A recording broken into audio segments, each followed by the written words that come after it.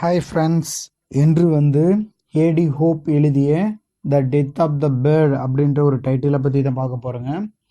இதோட ஆத்தர் யார் அப்படின்னு பார்த்தீங்கன்னா ஒரு ஆஸ்திரேலியன் போயட்டர்.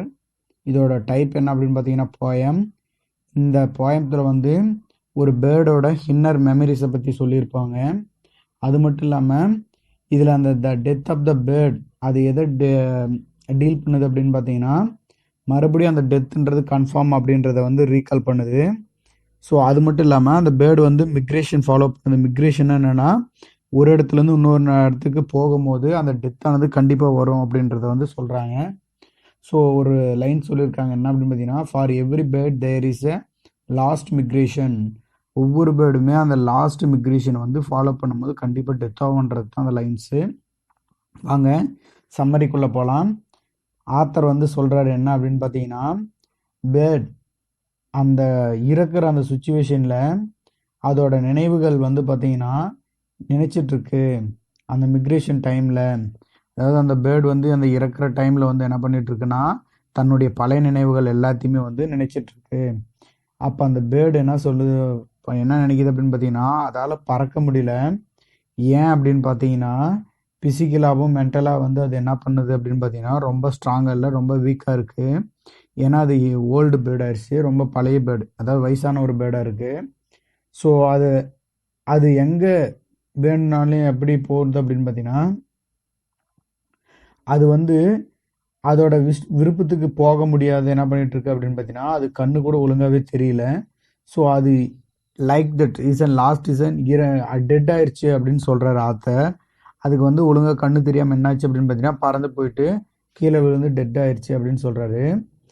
அந்த டெட்டான அந்த பேர்டு பார்த்தீங்கன்னா பூமிக்கு ஒரு கவுண்டிங் மட்டுமே வெளியே. ஆனால் அந்த பறவைன்னு சொல்கிறது பார்த்தீங்கன்னா இண்டிவிஜுவல் தனியாக. ஏன்னா அந்த ஒரு பறவையில் பார்த்தீங்கன்னா அது சிறந்ததாக இருக்கலாம், ஆனால் அது உயர்ந்ததாக இருக்குது. அந்த கவுண்டிங்கை விட அது டெத்தானது உயர்ந்ததாக இருக்குது அப்படின்னு சொல்கிறாரு. ஸோ பிகாஸ் ஏன் சொல்கிறாரு அப்படின்னு பார்த்தீங்கன்னா அது ஒரு ஃபேம் பேர்ட் அப்படின்னு சொல்கிறாரு. ஸோ இதோட என்ன சொல்ல வர்றாரு அப்படின்னு பார்த்தீங்கன்னா இதோட அனலைசிஸ் இந்த பறவை பார்த்தீங்கன்னா இந்த பறவைன்றது யாருன்னா நம்மளுடைய ஆத்தர். அவருக்கு வயசாகிருச்சு.